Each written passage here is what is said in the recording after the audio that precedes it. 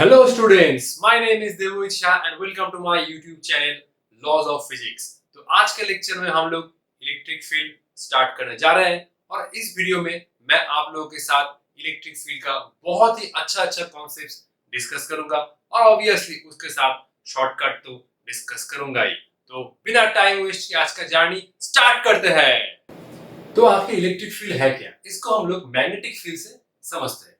जैसे कोई मैग्नेट अपने सराउंडिंग रीजन में मैग्नेटिक फील्ड क्रिएट करता है, अगर कोई मैग्नेटिक सब्सटेंस को मैं उस मैग्नेटिक फील्ड के अंदर ले आता हूं तो क्या होगा? ऑब्वियसली वो मैग्नेट उस मैग्नेटिक सब्सटेंस को अट्रैक्ट कर रहा होगा। सिमिलरली एक पॉइंट चार्ज अपने सराउंडिंग रीजन में एक इलेक्ट्रिक फील्ड क्रिएट करता है। अगर कोई टेस्ट चार्ज मैं उस इलेक्ट्रिक फील्ड के अंदर रखता हूं तो क्या होगा? जिस चार्ज से इलेक्ट्रिक फील्ड बन रहा है वो दूसरे चार्ज के ऊपर फोर्स अप्लाई करेगा। ठीक है, तो ये एक चार्ज है Q।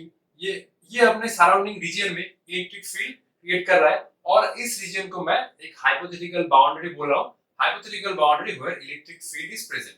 तो इस रीजन में इलेक्ट्रिक फील्ड प्रेजेंट है। अगर मैं एक टेस्ट चार्ज Q नॉट को इस रीजन में रखता हूं तो क्या होगा? ऑब्वियसली ये चार्ज इसके ऊपर फोर्स अप्लाई कर रहा होगा क्योंकि ये जो रीजन है ये इसका इलेक्ट्रिक फील्ड है। तो इस रीजन में मैं अगर और कोई भी चार्ज रखता हूं तो ये चार्ज उस चार्ज के ऊपर फोर्स अप्लाई कर रहा होगा। ठीक है, तो ये रीजन है इसका इलेक्ट्रिक फील्ड। और इलेक्ट्रिक फील्ड हम लोग मेजर नहीं कर सकते। हम लोग क्या मेजर कर सकते हैं? हम लोग मेजर कर सकते हैं इलेक्ट्रिक फील्ड इंटेंसिटी। तो इसको हम लोग कैसे निकाल? बहुत ही सिंपल है। ये एक टेस्ट चार्ज है Q ए पॉइंट पे और हम लोग r डिस्टेंस पर जो P पॉइंट है P पॉइंट पर हम लोग इलेक्ट्रिक फील्ड इंटेंसिटी निकालना चाहते हैं क्योंकि इलेक्ट्रिक फील्ड तो मेजरेबल नहीं है। क्या मेजरेबल है? Electric field intensity. तो मैं Q चार्ज की वजह से P पॉइंट पर इलेक्ट्रिक फील्ड इंटेंसिटी निकालना चाहता हूं जो r डिस्टेंस पे है। तो हमें क्या करना होगा? हमें इस पॉइंट पर एक यूनिट पॉजिटिव चार्ज रखना होगा। यूनिट पॉजिटिव चार्ज जिसका मैग्नीट्यूड है 1। तब ये चार्ज Q इस P पॉइंट पर जो यूनिट पॉजिटिव चार्ज मैंने रखा उस चार्ज के ऊपर जो फोर्स अप्लाई कर रहा है वही होगा P पॉइंट पर इलेक्ट्रिक फील्ड इंटेंसिटी। सिंपली ये पॉइंट चार्ज इस यूनिट पॉजिटिव चार्ज के ऊपर जो फोर्स अप्लाई कर रहा है वही है electric field intensity at the point P। तो एक्सप्रेशन क्या हुआ इसका? E से हम लोग इलेक्ट्रिक फील्ड इंटेंसिटी डिनोट कर रहे हैं। तो ये चार्ज इसके ऊपर मतलब यूनिट पॉजिटिव चार्ज के ऊपर कितना फोर्स बन रहा है? 1/4 pi epsilon Q into 1/r²। ये हम लोग कूलम लॉ से इजीली लिख सकते हैं। तो ये आया इंटेंसिटी का expression 1/4 pi epsilon Q/r²। That is force on a unit positive charge. And electric field intensity obviously is a vector quantity. तो ये E का डायरेक्शन क्या होगा? अगर मैंने यहाँ पर एक यूनिट पॉजिटिव चार्ज रखा तो ऑब्वियसली ये जो चार्ज Q है ये इसको रिपेल कर रहा होगा। तो ऑब्वियसली जो इलेक्ट्रिक फील्ड इंटेंसिटी का डायरेक्शन होगा वो होगा इस डायरेक्शन में, वो होगा इस डायरेक्शन में, सो अलोंग AP। तो आइए अब हम लोग इलेक्ट्रिक फील्ड इंटेंसिटी का और बहुत कंसेप्ट की तरफ चलते हैं। तो ये है इलेक्ट्रिक फील्ड इंटेंसिटी का एक्सप्रेशन। जब हम लोग ये एक्सप्रेशन लिख रहे हैं तब हम लोग इस एक्सप्रेशन में सिर्फ जो चार्ज Q है इसका हम लोग सिर्फ मैग्नीट्यूड लिखेंगे। माइनस का जो कंट्रीब्यूशन लेंगे वो हम लोग डायरेक्शन में ले लेंगे। जो Q चार्ज बैठेगा सिर्फ इसका मैग्नीट्यूड हम लोग इसमें पुट करेंगे। तो electric field intensity is a vector quantity. तो इसका तो मैग्नीट्यूड ये है। डायरेक्शन क्या है? अगर चार्ज प्लस Q होता है तो इसके लिए इलेक्ट्रिक फील्ड इंटेंसिटी बाहर की तरफ होगा, मतलब अवे फ्रॉम द चार्ज। अगर ये नेगेटिव होता है, चार्ज माइनस Q होता है, तो इसके लिए इलेक्ट्रिक फील्ड क्या होगा? Towards the charge. Plus Q के लिए अवे फ्रॉम द चार्ज और माइनस Q के लिए टुवर्ड्स द चार्ज। अब इसका यूनिट क्या होगा? इसका यूनिट हम लोग दो एक्सप्रेशन से निकाल सकते हैं। एक होता है F equal to QE, E equal to F/Q। What is F? F is force and Q is simply charge। तो एक यूनिट होता है न्यूटन पर कूलम और ये एक एक्सप्रेशन होता है जो हम लोग चैप्टर 2 में देखेंगे। E equal to V/D। V क्या है? वोल्टेज है और D क्या है? डिस्टेंस है। तो ये भी एक यूनिट है वोल्ट पर मीटर। अब हम लोग कुछ शॉर्टकट की तरफ चलते हैं। ये एक बहुत ही प्यारा सा कांसेप्ट है। Acceleration of A positive charge Q placed in a uniform electric field E। अगर कोई पॉजिटिव चार्ज को हम लोग एक यूनिफॉर्म इलेक्ट्रिक फील्ड में रख रहे हैं तब उसके ऊपर फोर्स और एक्सेलरेशन क्या होगा और वो कौन से डायरेक्शन में मूव कर रहा होगा। तो ये एक पॉजिटिव चार्ज क्यू है।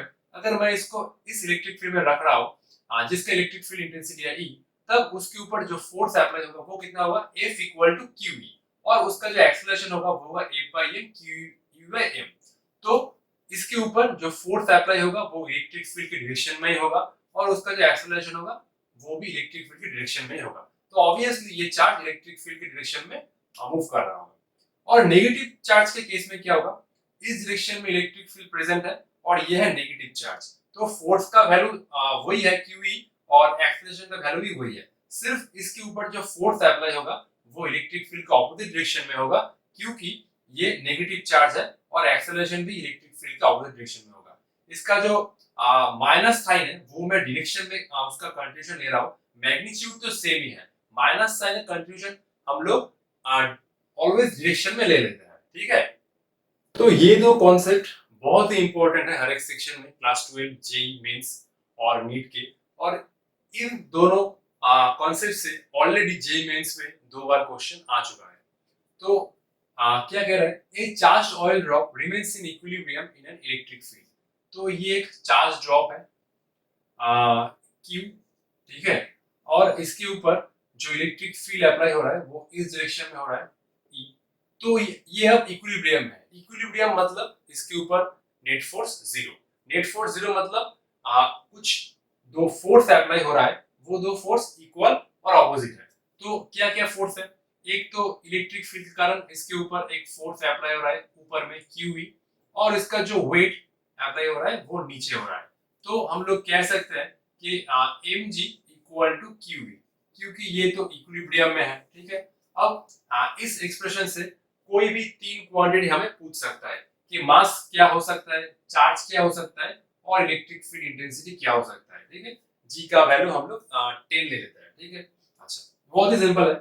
Next, the Bob of A pendulum having charge Q placed in an electric field E, thread makes an angle theta with vertical and bob remains equilibrium। तो इसका डायग्राम कुछ ऐसे होगा, ये एक सिंपल पेंडुलम है, ये जो बॉब है, ये बॉब का जो चार्ज है वो है Q, और ये इलेक्ट्रिक फील्ड में प्रेजेंट है। तो मान लो इस डायरेक्शन में इलेक्ट्रिक फील्ड है, ये क्वेश्चन में बोल देगा कौन सा डायरेक्शन में इलेक्ट्रिक फील्ड है। Thread makes an angle theta with vertical, ये जो एंगल थीटा, थ्रेड का लेंथ है 8, ठीक है, ले भी सकते हो कोई बात नहीं, ठीक है। और ये जो बॉब है, ये बॉब अब इक्विलिब्रियम पे है, तो हमें एनालाइज करना होगा इसके ऊपर कौन कौन सा फोर्स अप्लाई हो रहा है। एक तो इसका जो एक तो इसका टेंशन जो स्ट्रिंग में है, ठीक है, टेंशन, और इसका टेंशन का हमें कंपोनेंट लेना होगा। ये एंगल थीटा है तो ये भी एंगल थीटा होगा, ऑल्टरनेट एंगल। ये हुआ t cos थीटा और ये हुआ t sin थीटा, और एक इसका वेट अप्लाई हो रहा है नीचे mg, और इलेक्ट्रिक फील्ड के कारण इसके ऊपर इस डायरेक्शन में एक फोर्स अप्लाई हो रहा है QE। तो अगर ये बॉब इक्विलिब्रियम में है तो t cos थीटा mg को बैलेंस कर रहा है और t sin थीटा QE को बैलेंस कर रहा है। तो इक्विलिब्रियम में हम लोग लिख सकते हैं कि t sin theta equal to QE और t cos theta equal to mg। ये दो एक्सप्रेशन एग्जाम के लिए इंपॉर्टेंट है।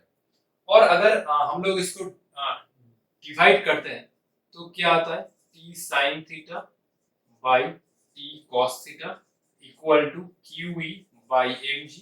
यहाँ से t गया, sin theta by cos theta क्या आ रहा है, tan theta equal to QE by mg। ये एक बार जेई मेंस का क्वेश्चन है कि ये थ्रेड वर्टिकल के साथ कितना एंगल बनाना है। तो ये सिंपल हम लोगों को याद रखना होगा, tan theta equal to QE by mg। इसको याद अगर रख सकते हो तो बहुत ही इजीली हम लोग इसको निकाल सकते हैं, ठीक है।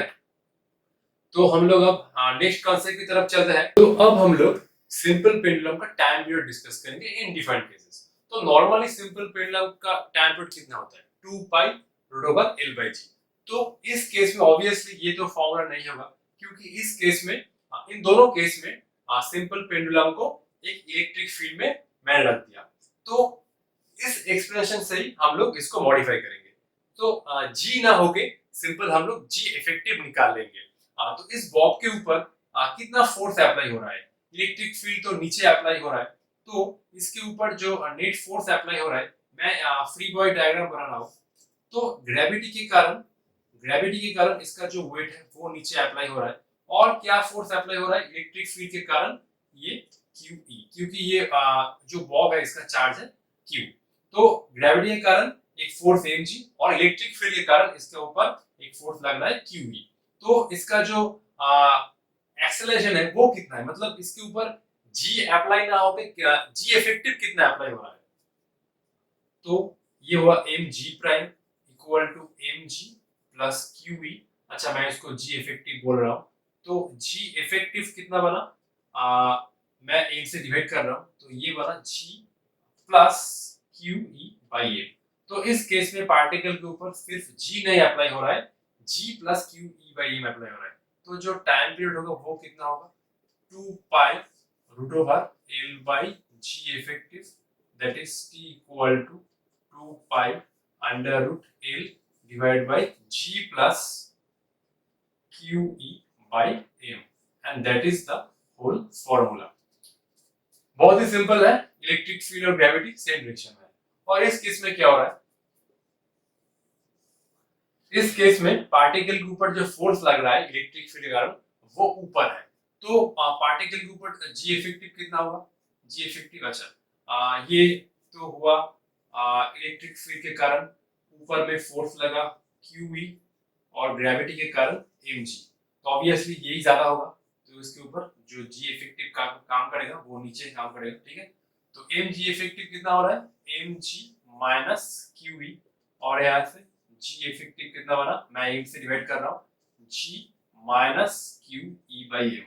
तो टाइम पीरियड कितना बनेगा, 2 pi under root L by g effective, तो यहाँ से आ रहा है 2 pi under root L divide by g minus of QE by m। तो ये हुआ इस केस में टाइम पीरियड का फॉर्मूला। इस केस में इलेक्ट्रिक फील्ड और ग्रेविटी सेम डायरेक्शन में एक्ट कर रहा है, इसीलिए G plus QE by m, और इस केस में इलेक्ट्रिक फील्ड और ग्रेविटी ऑपोजिट डायरेक्शन में एक्ट कर रहा है, इसीलिए G minus QE by m। हम लोग और एक केस करते हैं टाइम पीरियड का। इस केस में क्या हो रहा है, इस केस में जो इलेक्ट्रिक फील्ड है वो है लेफ्ट टू राइट, तो हमें फिर से जी इफेक्टिव निकालना होगा, ठीक है। तो पार्टिकल के ऊपर कौन कौन सा फोर्स एक्ट कर रहा है, तो इसका जो वेट है वो तो नीचे अप्लाई हो रहा है ऑब्वियसली, और इलेक्ट्रिक फील्ड के कारण इसके ऊपर फोर्स अभी इस डायरेक्शन में अप्लाई होगा, तो QE। अब नेट फोर्स क्या होगा, नेट फोर्स ऑब्वियसली इस डायरेक्शन में आएगा, वो होगा mg इफेक्टिव, और इन दोनों के बीच में मतलब mg और QE के बीच में एंगल कितना है, 90। तब हमें क्या करना होगा, वेक्टर एडिशन का यूज करना होगा, तो ये आया mg, और ये कितना आता है अंडर रूट, अगर दो वेक्टर के बीच में एंगल है 90, तो रिजल्टेंट का मैग्नीट्यूड हम लोग लिख सकते हैं under root a square plus b square, क्योंकि ट्वाइस a cos 90 तो 0 होता है। तो mg और QE का रिजल्टेंट कितना बना, mg, तो यहाँ से m square g square plus q square e square, और बाकी ट्वाइस a cos 90 टर्म जो आ रहा है वो 0 होगा, तो यहाँ से g इफेक्टिव कितना आएगा, मैं यहाँ से m को भीतर भेज रहा हूँ, तो ये कितना बनेगा, m square g square q square e square, अगर ये m रूट के अंदर आता है तो कितना होगा, ये m स्क्वायर बन जाएगा, ठीक है। तो ये बना g square plus QE by m का होल स्क्वायर, तो g इफेक्टिव इतना है। टाइम पीरियड क्या होगा, time period 2 pi under root m by g effective, और यहाँ से बन रहा है 2 pi under root L divided by, यहाँ से कितना बन रहा है, g square plus QE by m का होल स्क्वायर, और ये बना टाइम पीरियड इस केस में। और एग्जैक्टली यही फॉर्मूला जेई मेंस 2019 में आया था, एग्जैक्टली सेम क्वेश्चन। ये दो शॉर्टकट तो जबरदस्त शॉर्टकट है, जबरदस्त, दिल खुश हो जाएगा। शॉर्टकट क्या है, shortcut for finding a point where net electric field equal to 0। तो दो चार्ज है when both are carrying same charge, जो Q1 Q2 है, अगर दो ही पॉजिटिव है और अगर नेगेटिव है तो दोनों ही नेगेटिव है, when both are carrying same charge. और इन दोनों के बीच में जो डिस्टेंस है L, इन दोनों के बीच में कहां पर नेट इलेक्ट्रिक फील्ड 0 होगा वो हम लोग इस शॉर्टकट से डायरेक्टली लिख सकते हैं, x equal to under root Q1 divide by under root Q2 plus under root Q1 into L। और जो पॉइंट पर नेट इलेक्ट्रिक फील्ड 0 होगा वो स्मॉलर चार्ज से x डिस्टेंस पर। ये जो फॉर्मूला मैंने लिखा है वो मैंने इस कॉन्सेप्ट के साथ लिखा है, यहाँ पर जो चार्ज बैठेगा वो स्मॉलर होगा। अगर किसी ने यहाँ पर बिगर चार्ज करके ये फॉर्मूला अप्लाई कर दिया तब आंसर गलत आएगा।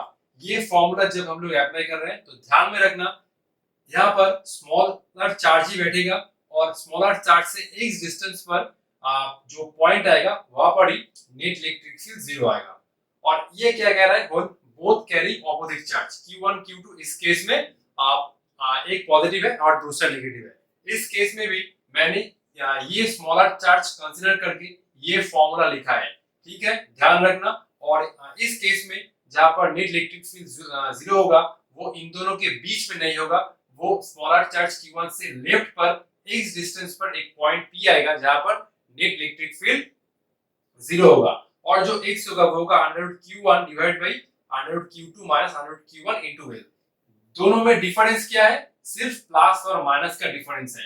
और ये सिर्फ ध्यान में रखना, इस केस में जब दोनों चार्ज सेम है, सेम मतलब अगर दोनों ही पॉजिटिव और नेगेटिव होता है तो दोनों ही नेगेटिव, तो स्मॉलर चार्ज से x डिस्टेंस पर इलेक्ट्रिक फील्ड 0 होता है। और इस केस में जब दोनों ऑपोजिट है तो स्मॉलर चार्ज से लेफ्ट में एक डिस्टेंस पर P पॉइंट पर इलेक्ट्रिक फील्ड 0 होता है। तो इस कॉन्सेप्ट पर जेईई मेंस में ऑलरेडी सवाल आ चुका है और अगर नीट में भी आया है तो इन दोनों शॉर्टकट की मदद से हम लोग 5 सेकंड के अंदर कोई प्रॉब्लम सॉल्व कर सकते हैं। तो मैं आप लोग को दो प्रॉब्लम दे रहा हूं, आप लोग ट्राई कीजिए। तो ये दो प्रॉब्लम है फॉर्मूला बेस्ड। ये 1 माइक्रोकूलम है और ये 4 माइक्रोकूलम चार्ज है, दोनों के बीच में सेपरेशन है 30 सेंटीमीटर। क्वेश्चन क्या है, find where net electric field equal to 0। और इस क्वेश्चन में ये है -9 माइक्रोकूलम चार्ज और ये है 16 माइक्रोकूलम चार्ज, दोनों के बीच में सेपरेशन है 8 सेंटीमीटर। क्वेश्चन तो सेम ही है, ऐसा एक पॉइंट ढूंढो जहां पर नेट इलेक्ट्रिक फील्ड 0 आता है। तो ये प्रॉब्लम आप लोग खुद से कर सकते हैं, एक बार ट्राई कर लीजिए, मैं उसके बाद देखता हूं। तो ये दो प्रॉब्लम बहुत ही सिंपल है, सिर्फ हमें शॉर्टकट फॉर्मूला अप्लाई करना था। तो ये दो चार्ज तो पॉजिटिव ही है, तो हम लोग पहला वाला फॉर्मूला अप्लाई करेंगे जब दो चार्ज सेम हो। तो ये है स्मॉलर और ये है larger, this is Q1 and this is Q2 और इन दोनों के बीच में सेपरेशन कितना है 30। तो फॉर्मूला क्या था, x equal to under root Q1 Q2 plus Q1 into L। L को मीटर में कन्वर्ट करने की कोई जरूरत ही नहीं है। अंडर रूट Q1 कितना बना, अंडर रूट Q1 मतलब रूट 1 और यहाँ से 4 का root 4 plus root 1 into L कितना हुआ 30। तो यहाँ से रूट 1 1, 4 का रूट कितना आता है 2 प्लस 1 इंटू 30। तो ये आ रहा है 30/3 that is equal to 10 centimetre. तो 1 माइक्रोकूलम चार्ज से अगर मैंने 10 सेंटीमीटर मूव किया, 10 सेंटीमीटर, तो एक पॉइंट आएगा जहां पर E नेट इक्वल टू 0 आएगा। तो आंसर है 10 सेंटीमीटर फ्रॉम 1 माइक्रोकूलम चार्ज। और इस क्वेश्चन में ये दोनों तो ऑपोजिट चार्ज है और ऑब्वियसली ये स्मॉल है, तो यहाँ पर जो हम लोग देखेंगे कि -9 है, तो यहाँ पर हम लोग ऐसे नहीं चूज करेंगे कि मैथमेटिक्स के जैसे ये 16 है तो ज्यादा है, ये -9 है तो कम है। हम लोग सिर्फ मैग्नीट्यूड देखेंगे, प्लस माइनस नहीं देखेंगे, ठीक है, हम लोग सिर्फ मैग्नीट्यूड देखेंगे। तो 16 से 9 तो छोटा है, तो ये हुआ स्मॉलर और ये हुआ लार्जर। और इन दोनों के बीच में सेपरेशन कितना है 8 सेंटीमीटर। ऑब्वियसली इलेक्ट्रिक फील्ड इधर 0 होगा, तो फॉर्मूला क्या आएगा? अच्छा, ये था Q1 और ये था Q2, तो फॉर्मूला क्या था? Under root Q1 Q2 minus Q1 into L। तो अंडर रूट Q1 कितना आएगा? रूट 9, और यहाँ पर under root 16 minus under root 9 into L कितना है? 8। तो रूट 9 कितना होता है? 3, दैट इज 4 माइनस 3 इंटू 8। तो यहाँ से कितना बन रहा है? 4 माइनस 3 1, और 3 इंटू 8 कितना बन रहा है? 24 सेंटीमीटर। तो ये हमें याद रखना होगा कि इस पॉइंट चार्ट से कोई एक ये डिस्टेंस है कितना? 24 सेंटीमीटर, जहां पर कितना इलेक्ट्रिक फील्ड 0 आएगा। ठीक है, अगर मैं -9 माइक्रोकूलम चार्ज से लेफ्ट में 24 सेंटीमीटर डिस्टेंस आता हूं, तो P पॉइंट पर नेट इलेक्ट्रिक फील्ड 0 आएगा। तो ये दो कॉन्सेप्ट हमें याद रखना होगा। और मैं एक बार बोल रहा हूं, जब हम लोग बोल रहे हैं कि स्मॉलर लार्जर, तब माइनस को भूल जाना, सिर्फ मैग्नीट्यूड देखना। ठीक है। Question CBSE Delhi, CBSE outside Delhi 2019 में आया था, और ये क्वेश्चन बहुत ही इंपॉर्टेंट है। ये क्वेश्चन कूलॉम्स लॉ और क्लास 11 में जो हमारा चैप्टर था सिंपल हार्मोनिक मोशन, उसके ऊपर बेस्ड है। ये तो बात मैंने आप लोगों को बहुत बार अपने वीडियो में बताया है कि इस चैप्टर से एसएचएम के ऊपर और कूलॉम्स लॉ मिला के बहुत सारा प्रॉब्लम आ रहा है कॉम्पिटिटिव एग्जाम में भी, और रिसेंटली ये क्वेश्चन बोर्ड में भी आया है। तो क्वेश्चन बहुत ही इंपॉर्टेंट है। A simple pendulum consists of a small sphere of mass m suspended by a thread of length L. The sphere carries a positive charge Q. The pendulum is placed in a uniform electrostatic field of strength E directed vertically downwards. Find the period of oscillation of pendulum due to the electrostatic force acting on the sphere neglecting gravity. हमें G का consideration नहीं लेना है। एक simple pendulum है, small sphere का मास है m, और जो थ्रेड का लेंथ है वो है L, और पॉजिटिव चार्ज है Q, और पेंडुलम को यूनिफॉर्म इलेक्ट्रिक फील्ड E में रखा गया है, और इसका हमें टाइम पीरियड निकालना होगा जब ग्रेविटी नेग्लेक्ट करके। ठीक है, तो ये बना। अच्छा, मैं इसको साइड में ड्रॉ कर रहा हूं। तो ये बना पेंडुलम।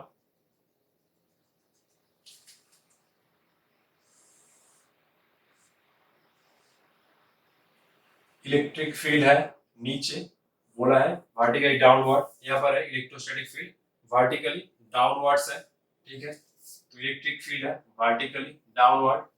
अब ग्रेविटी तो हम लोग नहीं ले सकते। ठीक है, थ्रेड का लेंथ है L, और ये कुछ डिस्प्लेसमेंट है जो है एंगल थीटा।